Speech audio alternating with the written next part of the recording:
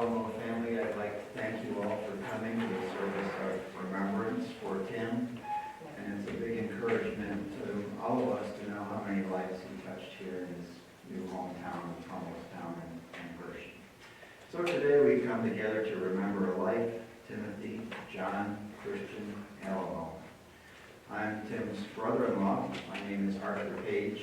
I'm married to his sister Debbie now for nearly 40 years. So I met Tim first around December of 1976 when Debbie and I were first dating. So I've known him for a little over 45 years. You've probably known him for the last 10 or 12 years, so I can fill you in on some of his earlier life. I'll share some memories of him, and then it'll be your turn. If some of you would be willing to share, that would be a blessing. Of course, first there's the name. I don't know if Tim ever filled you all in on why he has 4 names instead of the usual 3.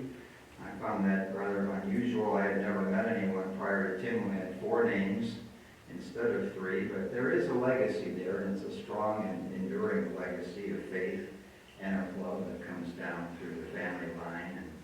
And as we know today, some children are either blessed or cursed with 2 last names, usually hyphenated, the father's surname and the mother's maiden name. But in Tim's case, the name Christian goes back to his father's grandmother, and Tim's great-grandmother, a lady named Corbia Christian. And Corbia lived in a smallish farm home not far from where she grew up, about 40 miles south from where Tim and the rest of us grew up. She lived in Laceyville, Pennsylvania. Grandma Christian lived from 1888 until 1990. She lived nearly 102 years, and she had a profound effect on almost everyone she ever met. So Tim was able to know and love and be blessed by his great-grandmother until he was in his late 20s, which is rather unusual. She was not only a Christian by last name, she was also a Christian by spiritual understanding. She was also a farm wife. She was a big wheel in the local grange. She was a WCTU member, if you know what that means, so that was a problem for the rest of the family. We weren't into Christian temperance much anymore. She was a Republican politician, so maybe some of you realize where Tim got it from. She was a writer of letters, many of which found their way into the local papers. But we're here about Tim, not about Corbia. But that's where the 4th part of the name comes from, the Christian name. So I first met Tim on a very snowy day in December of 1976 while Debbie and I were both on Christmas break from our freshman year, respectively, at college. Tim would have been 15. I remember that he was an attractive and lanky boy, not at all like his quiet, well-behaved sister. In fact, I remember him during our dating years as a Maxwell Smart kind of character. And some of you have noted that he was pretty smart, pretty bright. He was apparently a secret agent who spied on what Debbie and I were doing out there on the front porch on that swing. And he reported back to control, namely to his parents. And I noted that Get Smart was part of Tim's DVD collection, by the way.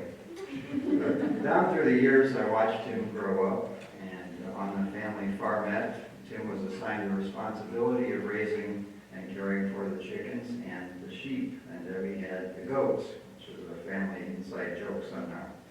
After high school, not being completely certain about a career path, he chose to follow his sister, Debbie, into pharmacy school in Albany, knowing that was pretty much a sure bet financially, as long as you could just graduate, and he did. And after that, his interest in government and history and politics created a desire in him to become an attorney. So now, after 5 long years, he finally finished with Albany College of Pharmacy, and he nearly remained in place because Albany Law School was right next door. When I checked the Albany Law website, they also listed recently defrocked Governor Andrew Cuomo of New York State as a graduate there. Andrew is 4 years older, so perhaps he was on his way out when Tim was on his way into that institution. During law school, Tim began working near full-time in pharmacy, in addition to attending his classes and completing his law school homework. And Tim did graduate. He earned his Juris Doctor of Law degree from Albany Law, but as you probably know, he never became a lawyer. Tim's studies of the law, however, did seem to become a springboard for a lifelong interest in government and politics. I heard some of you mention that he talked about those things quite a lot. And in my understanding, Tim was rather of a classicist, a scholar of the classics. He accumulated a vast book collection over the course of his lifetime, and many of them were either written by or written about some of the founders and early thinkers in our nation. In his study of our history, engaging all of the political rhetoric these days, Tim seemed to come down on the rather conservative side of things. He wasn't abrasive about this like so many can be today. Indeed, he was a very collegial and kind man. But he did believe our founders knew what they were doing, and attempts to reinvent how our nation functions were not something he much appreciated. He has read expansive books about Washington and Jefferson and Adams and Lincoln. His nature and intellect were formed by much of his scholarly reading. Tim, like his father before him, had a zest for and a curiosity about life, and he explored what this life had to offer widely and often deeply. The things he grew interested in, he plumbed the depths. He really invested himself in learning and mastering the things that would become his hobbies and his interests. I can share a few. There are probably more than I can remember or recount. But Debbie reminded me that Tim, at a young age, and I had forgotten this completely, maybe when he was still a teenager, had been a glider pilot. Later on, he learned scuba diving and bought the equipment and achieved his certification. Tim was also an audiophile. His audio systems, both in his music room and in the TV room, were of the highest possible caliber. Macintosh systems made near our joint hometown of Binghamton, New York, systems which still employed ancient vacuum tube technology for the most crisp, clear sound reproduction. For a season, Tim enjoyed camping, or maybe we should call it glamping. I believe he developed the ability to camp like Henry Ford and Thomas Edison, going way back when they used to go camping together. Tim would fill up his heavy-duty Ford F-250 crew cab with all kinds of tents, dining flies, portable kitchens, pots, pans, folding beds, folding chairs, sleeping bags, food, you name it, he had it, and it's still all in the house over there. Tim liked watching films. In addition to his collection of hundreds of books, Tim has a collection of hundreds of films. Many are historical, some are just downright entertaining. He, like I, had an interest in World War II fighting men, the greatest generation who were willing to fight and die to preserve the freedoms of our nation and around the world. That generation, the likes of which we'll probably never see again. Tim also liked cooking, and in my mind, not since the galloping gourmet of the 1970s, which most of you have probably forgotten by now, not since then has there been a man with such a fine passion for cuisine, food as entertainment.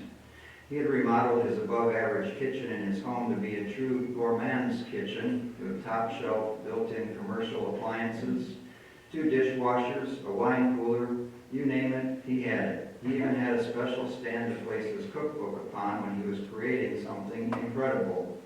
He produced many fine and unique holiday meals for our family, and we were all willing to try his new and advanced creations, although I must admit sometimes in my case, since I have more pedestrian taste buds, with a bit of fear and trembling. Tim also liked cars, and that was one solid connection point between myself and him. And this connection started when Tim was in pharmacy school and lacked any wheels to get from here to there. So Debbie and I passed Tim on several of our ancient, rusty, worn-out, banged-up vehicles just so he would have a way to get around the streets of Albany. The first one donated was Debbie's college car, a 1969 Chevy Nova, which had already been damaged by several significant accidents, and then we passed him my 1971 Ford Country Squire wagon, and that was so rusty with New York salt that the fenders were flapping when he went down the highway. By the time Tim was in law school, he was able to purchase his first brand new car, a spectacular 1986 Toyota Supra in blue. And that vehicle, now long retired and non-functioning for years, still rests sleepily in Tim's garage bay to this very day. Tim, as we now know, had a very hard time parting with the things he had previously enjoyed. In the years since, Tim has dreamed of getting a more modern sports car, or even an antique car. After all, he lives right on the edge of the world's largest antique car show and car corral, perhaps a BMW Z4, or maybe a 1936 Lincoln. Tim researched and gathered a lot of documentation as he dreamed about this next automotive adventure. Speaking of adventures, Tim also enjoyed quite a bit traveling. He traveled to Europe a time or two with his father. I remember him going to France where they ate escargot repeatedly. He traveled with Mom to do 2 different river cruises through the heart of Europe, both the Rhine and the Danube. He traveled some years back to the South Pacific and went to some tropical islands. And more recently took a nice road trip to the South Dakota area a year or 2 back with Ben. Later on, Tim got into hiking, and he especially enjoyed hiking many miles on the Appalachian Trail with some of his good buddies from around here. In terms of family, Tim was blessed to grow up in a loving, multi-generational family. He had both a mother and a father, grandparents on both sides for many, many years, aunts and uncles, cousins, and all were good and godly people. Tim's parents were both school teachers, which required Tim and his sister Debbie to walk very carefully through their school days because the grapevine from teacher to teacher was an active one, I'm sure. So he had to be very careful about what he did. In his early 30s, Tim met and began dating a very pleasant and attractive young lady, Terry, and their love produced a fine, strong son, Ben, I believe in 1994. That close? Okay. Terry already had a son, Colin, and Tim became a caring father who invested in both boys and helped to model a life of solid work ethic and integrity during their growing up years. Now I need to move on to a more difficult interest of Tim's, spirituality. Let's keep in mind Tim was named after a legacy member of the family, Corbia Christian, and she was a legend of strength and of mature spiritual faith within our family for many years. And for Tim, after years of seeking the best in this temporal life, this material life, a material pursuit in which he was quite successful, I believe, Tim turned his attention to the spiritual life, perhaps when he hit the 50 mark or thereabouts. His dad had spoken to Tim about spiritual matters before he passed away of cancer in 2009. All of Tim's grandparents were Christians who were active in their churches. Tim was also stuck with a brother-in-law who began the right way as a mechanical engineer, progressing into management, and then became a conservative Christian, and then later an ordained pastor of a Brethren church in nearby Chambersburg, PA. That would be me. And so Tim explored this matter of the spiritual life.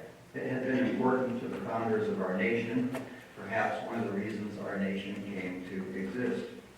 Tim and I talked about faith and belief and church, and he attended some local churches for some time. He also invested heavily in helping his son Ben to become an Eagle Scout here locally, and I note that scouts are to be reverent towards God. And I think Tim had settled the matter of faith in his own heart, although he didn't much talk about it, and as noted by some, Tim wasn't very religious. And I would have to agree with him on that. Even though I'm now a clergy person, I am not very religious either. The outward trappings and modern forms of religiosity held no attraction for Tim, nor for myself either. It's really the inward journey, the journey of the heart, the connection with our Maker, and living in a way that is honorable and of good integrity. It's important to have a moral and ethical character. These were the traits that were important to Tim. And in inventorying Tim's house following his passing last week, I observed that the large, heavy Bible given to Tim many years ago by his great-grandmother, Corbia Christian, still rests in a very prominent place in Tim's bedroom, the only object on a fine antique table right at the foot of his bed. Well, Tim lived a very full life during his seasons. His passing is totally unexpected. He seemed to be in the bloom of good, active health for someone his age. It's hard to process it. It's hard to receive it, especially for Mom, for Gloria, Tim's mother. No children should ever graduate this life in advance of their parents, but sadly it does happen, and more often than we'd like to see. And so now, in the legacy of faith that our family has passed down for many generations, we work to understand our loss, to let go, and to entrust Tim's eternal soul, which lives on, to our Creator, to our Lord, who promises in the long-standing Word to have prepared a place for him. So I say, rest well, brother. You have lived a life that has been full, expansive, and unique. Now, who else would like to share some thoughts as we remember Tim? And if it would be possible for you to come and use the microphone, then we can all hear what you have to say and see you. We'll all sit down.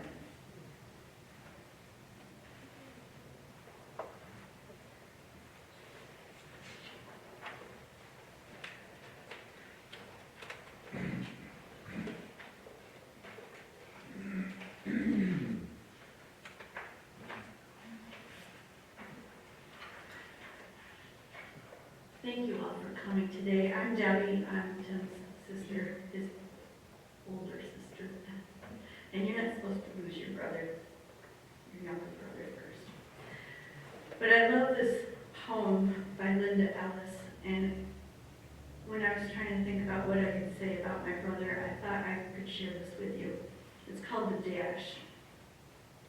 I read of a man who stood to speak at a funeral of a friend. He referred to the dates on the tombstone from the beginning to the end. He noted that first came the date of birth and spoke of the following date with tears, but said that what mattered most of all was the dash between those years.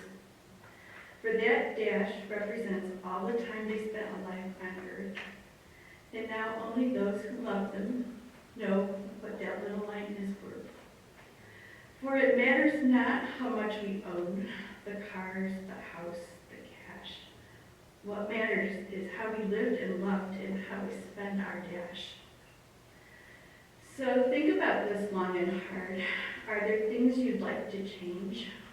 For you never know how much time is left that can still be rearranged. To be less quick to anger and show appreciation more, and love the people in our lives like we've never loved before. If we treat each other with respect and more often wear a smile, remembering that the special dash might only last a little while. So when your eulogy is being read, with your life's actions to rehash, would you be proud of the things they say about you, how you lived your dash? And from what I've heard here today, I think my brother lived his dash well, and I'm grateful that he had so many good friends and experiences in his life. And thank you for coming.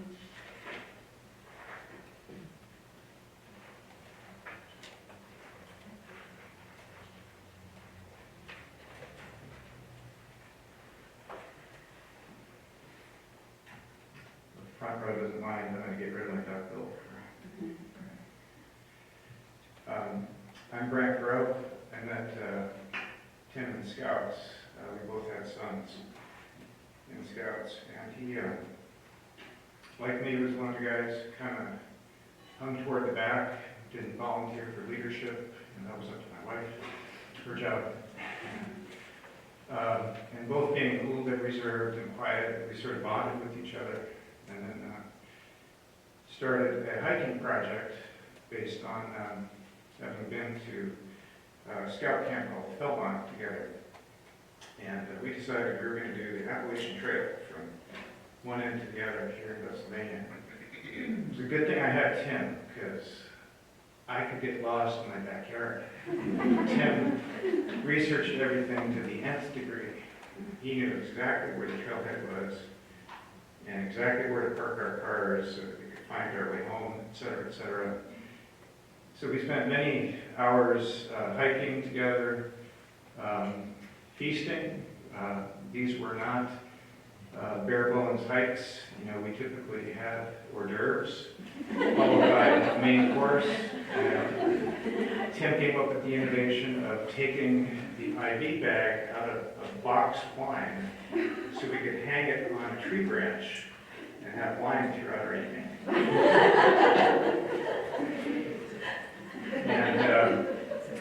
it was like that. Every hike, there was something new that came out of the backpack. That poor man must have carried 60 pounds every time we went hiking, whether it was one night or two, or three or four. Everything from the latest water filter to books about flora and fauna. He really was what you would call an aficionado in everything that he took an interest in. He had to research it and to know the latest. He got me into winemaking. That was really more his idea than mine. And so we spent many evenings making wine, just chatting. And of course, that wasn't enough. Tim had to make a gourmet meal every time I showed up to help him with winemaking. So he really had some Epicurean tastes, and I think lived life to the fullest in that way. We were on different ends of the political spectrum, and as has happened, I think, with a lot of friendships, it became hard to talk to each other for a while, but we worked through it and respected each other's viewpoints. And frankly, I think iMessaging was the biggest problem. You know, we had a great conversation, go home, and I'd fire off a message, you know, denigrating, you know, his latest political hero, and then we'd have a little back and forth. And then we'd get together and have a perfectly reasonable conversation and understand each other's point of view. So I think the Twitterverse is, you know, the biggest problem toward understanding each other. I think if we could just talk face to face, we would do far better. So, anyway, I'll miss him. Thanks.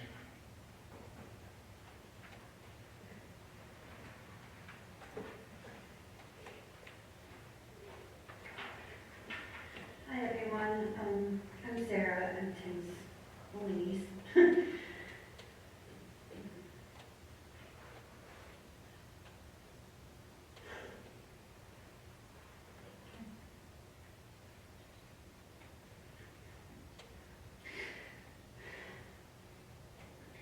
I don't really tell anybody this, but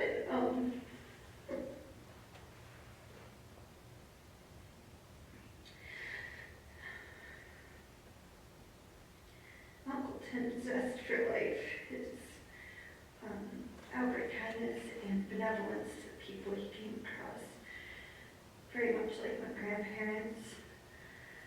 They were inspiring to me throughout my life. To me, Uncle Tim was an explorer.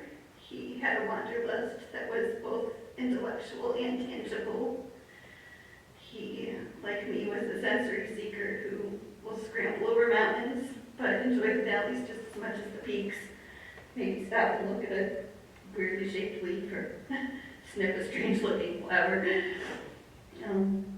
He was of the variety that cooked a goose once instead of the normative turkey, just for the novelty and to see if he could. I missed that Christmas, or was it Thanksgiving? He could remark on a fine line, but also craft one on backyard berries, and he worked up at least 15 unique approaches to keeping the darn birds out of the darn bushes, including ones I think he threw Charlie in there. That didn't work out too well. He developed a kitchen fit for a celebrity chef, but wasn't beyond the humility of popping a squat by a debauchee for the sake of the speedies, the way our family's done it for generations. On Thanksgiving this year, he missed Thanksgiving at my house, but he partied like it was 1776, fit fire to a bird in his fireplace of all things. How was it, Ben? But he tried. Tim read deeply in history and politics, reserving the rare ability to speak tactfully about the latter, even to my fiery Scottish husband.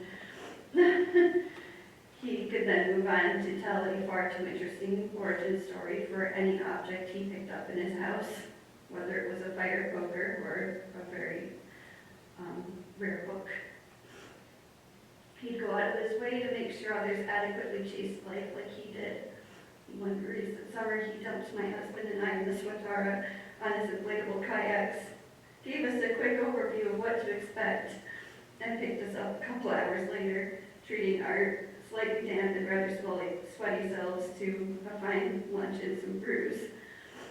Another time, my friend, who doesn't look like the typical in our family, has a few tattoos and usually a crazy hairstyle, and I showed up in the area and trooped us around to a great little taqueria in Harrisburg and a microbrewery where the Jenga games got a little too intense.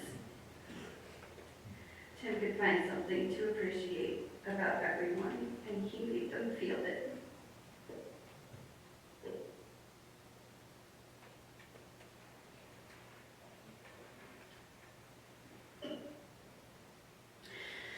I have admired his zest in life, his zeal for everything, and have ended up a bit like him myself, chasing one whim or another, one hobby I might keep or might throw away after buying that specialty equipment. I know he'll be in our thoughts and hearts as our adventures continue, and that he will want us to pursue those adventures, to take those risks, and to love others unrelentingly. Thank you all for coming.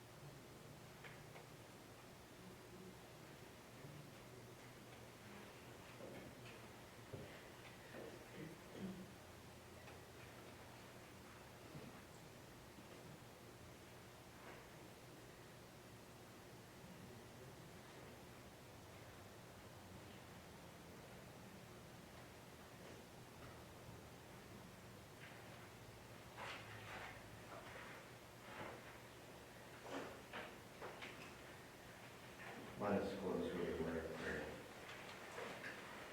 Father, we thank you for gifting Tim to each and every one of us. We thank you for his life, for his love, for his legacy. We thank you for the seeds that he sowed into our lives. We ask your help in remembering him, of embracing some of the virtues that we saw in him. We entrust him to your perpetual care now, knowing that you are our Father, and that you care for those who love you, and pray that you would just receive him and carry him and walk with those of us who remain behind.